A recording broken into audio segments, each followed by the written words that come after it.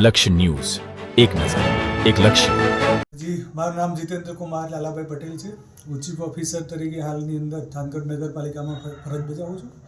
આજે 26મી જાન્યુઆરીના રોજ 76મા પ્રજાસત્તાક દિન નિમિત્તે નગરપાલિકા દ્વારા આઝાદ ચોક ખાતે રાષ્ટ્રીય પર્વની ઉજવણી કરવામાં આવી, જેમાં ગામના આગેવાનો, આમંત્રિત મહેમાનો, શાળાના બાળકો, અધિકારીગણ, કચેરીગણ તથા એનસીસી કેડેટ અને સ્કૂલના જવાનો તથા પ્રજાજનો મોટી સંખ્યામાં હાજર રહી અને ભાગ લીધેલો હતો. વિવિધ કાર્યક્રમો, કલ્ચરલ પ્રોગ્રામ રજૂ કરવામાં આવ્યા હતા.